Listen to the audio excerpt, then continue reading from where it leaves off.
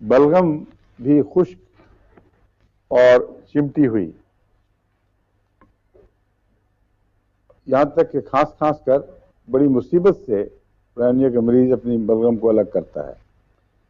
یہ چمٹ رہنے والی بلغم میں ہیپرسلف بھی ایک چوٹی کی دوا ہے، لیکن ہیپرسلف میں لوکلائزڈ وہ خارش اور لوکلائز بلغم چمٹی ہوئی گلے کے اندر، اور عمومی بخار اور وائلنٹ تکلیفیں نہیں ہوتی۔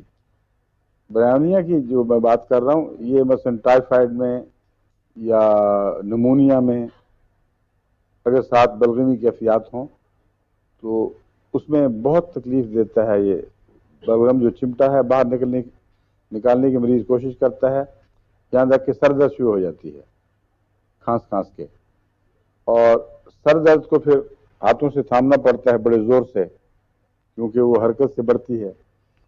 ایسا مریض اکثر کپڑے باندھتا ہے بڑے زور زور سے سر کے اوپر۔ بعض مریض جو کرونک ہیں نا، کپڑے باندھے پھرتے ہیں، ان کو برائیونیا استعمال کر کے دیکھنی چاہیے۔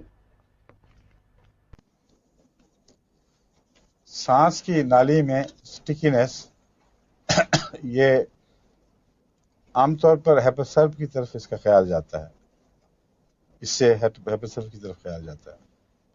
ہیپرسلف میں جو بلغم وغیرہ ہیں وہ اندر چمٹے ہوئے ہوتے ہیں اور نالیوں میں پھنستے ہیں، اس لیے ایسے مریضوں کو اگر دمہ نہ بھی ہو تو وقتی طور پر دموی کیفیت پیدا ہو جاتی ہے، یا بار بار کھانس کر اس کو چھڑانا پڑتا ہے۔ ایسے مریضوں میں اگر ہیپرسلف کام نہ کرے تو برائیونیا کا سوچنا چاہیے۔ ابھی 2-3 دن ہوئے ہیں، ایک مریض نے مجھے، اس کو میں نے بتایا تھا ہیپرسلف، ایک دو اور دوائیں بھی استعمال کریں، بیلاڈونا، آرسنک ملا کر کئی چیزیں، وہ ناکام رہا۔ تو اس کو میں نے برائیونیا دیا، اور اللہ کے فضل سے ایک ہی ڈوز سے دوسرے دن اس نے کہا طبیعت ٹھیک ہونی شروع ہو گئی ہے، وہ کھل گیا ہے بلغم۔